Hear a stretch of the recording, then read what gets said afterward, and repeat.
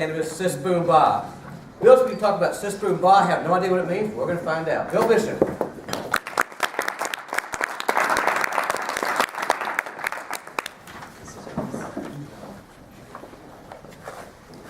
Have you ever had anyone tell you something, and when they were done, you just wanted to bop them on the head and say, "What the heck were you thinking?"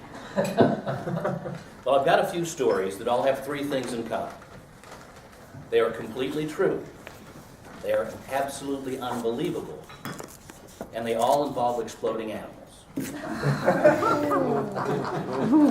Exactly 42 years ago, almost to the day, a giant, dead sperm whale floated up onto the beach outside of the small town of Florence, Oregon. I want you to picture this animal. It's 45 feet long, it's 8 tons. It's been around for a while, it's starting to stink. Something has to be done. What would you do? Well, I'll tell you what the Oregon Department of Transportation did. They had jurisdiction for that beach. And somehow, they felt that the best way to get rid of this carcass was to stuff it with 1,000 pounds of dynamite and blow it to bits. The theory was that these pieces would float out into the ocean and become food for gulls and other marine animals. But they made a slight miscalculation with the amount of TNT and also with the direction of the blast. What the heck were they thinking? Well, a small crowd of reporters and curiosity seekers gathered a safe distance away.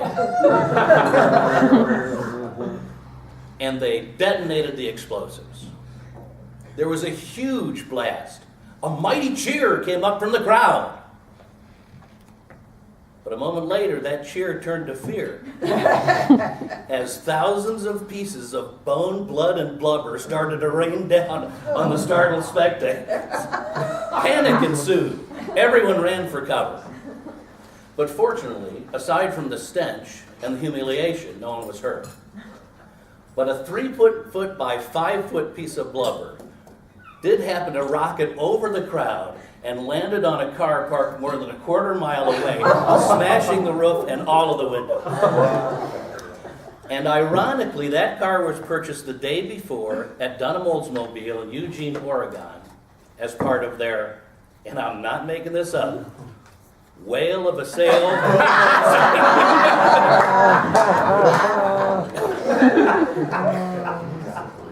Now, the only thing stranger than an exploding whale story, to me, is that there's more than one. And in January of 2004, an even bigger sperm whale, also dead, floated up onto the beach in southwest Taiwan.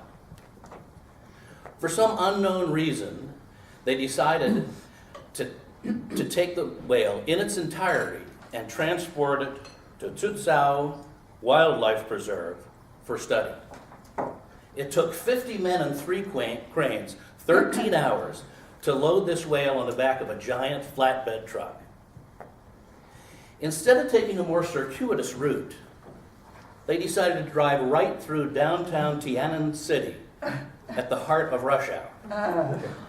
Now, I want you to imagine that you are one of the people on the street watching this truck drive by with this giant whale at the exact moment that the decomposition gases caused it to explode and spew whale guts all over the storefronts, the people, and the cars. It was not a pretty sight. Now, the only thing stranger than 2 stories about exploding whales is that there's a website that you can go to get information and watch the videos on either one of these. And I'm not making this up either. It's called www.theexplodingwhale.com. Now, not all of the exploding animals were on such a grand scale.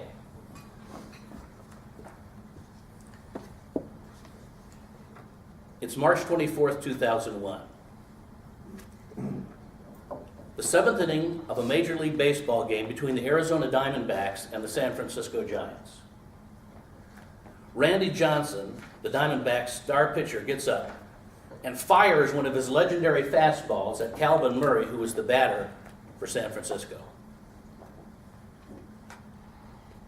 In one of the most bizarre instances of being in the wrong place at the wrong time, a bird flies in between the pitcher's mound and home plate, right in the path of Johnson's 95-mile-an-hour fastball.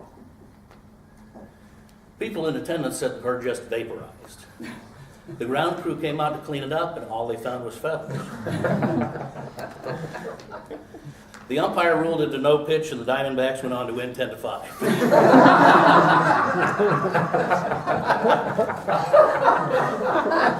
Now, through modern technology, you can also watch that on YouTube by Googling Randy Johnson dead bird.